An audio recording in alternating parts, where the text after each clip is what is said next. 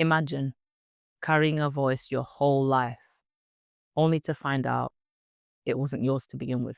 It belonged to somebody else. And today, we'll begin to return it.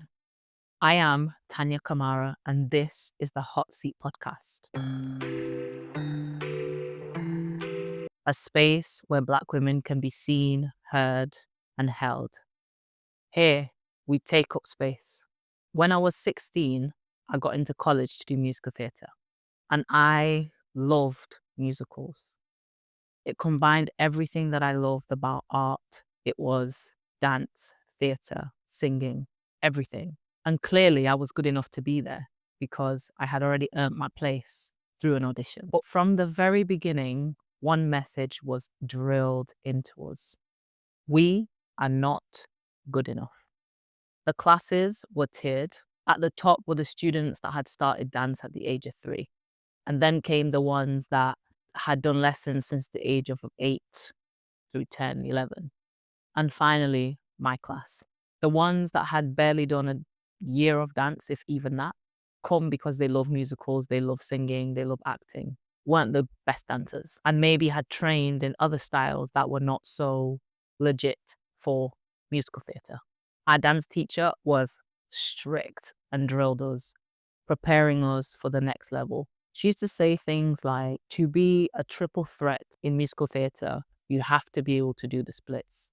And so we would sit for hours in the middle splits with our legs up in the air like this. Even the ones that had started from the age of 3, 4, 5 and were really good dancers, they were not safe. They also had to work hard to maintain that place. The message of not being good enough, when I think about that, that was a projection. Something that she had battled with for a long time. Not even those that had trained since the age of 3 were safe. Because there was a clear message in ballet. You do not belong. Your hair had to be done a certain way, slicked back. My tights didn't look the same as everybody else. My body looked different in that space.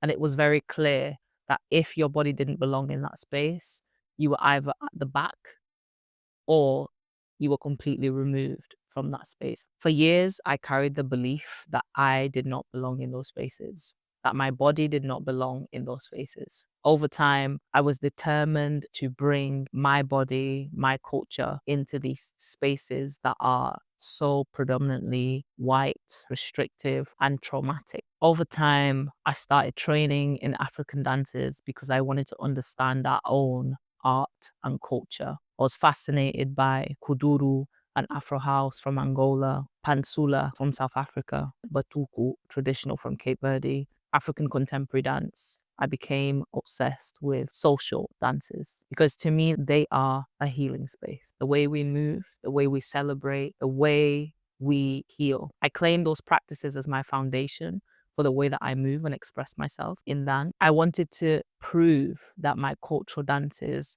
belonged, that they too had a place in expression and art and performance. And so I brought them to my performances.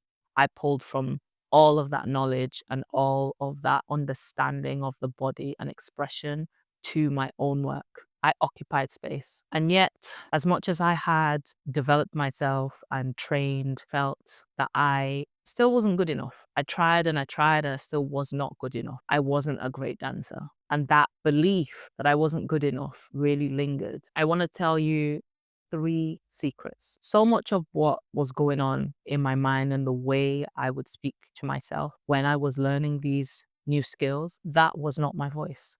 It was their voice, her voice, society's voice. That was not my voice. I carried it for a long time. Maybe you have too.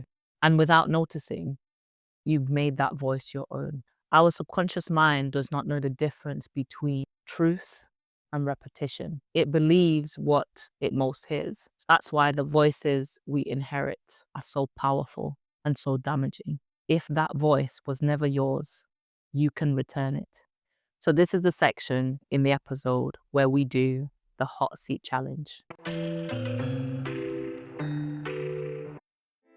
I want you to take a deep breath in and exhale.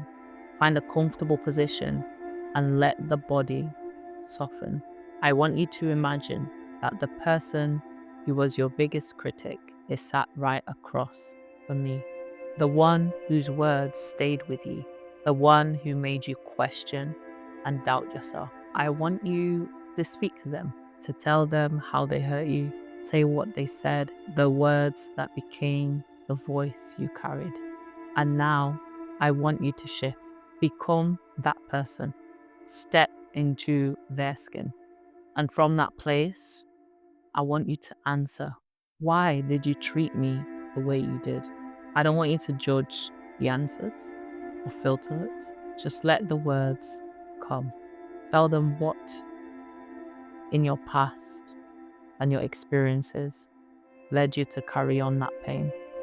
This is not blame. It's about understanding.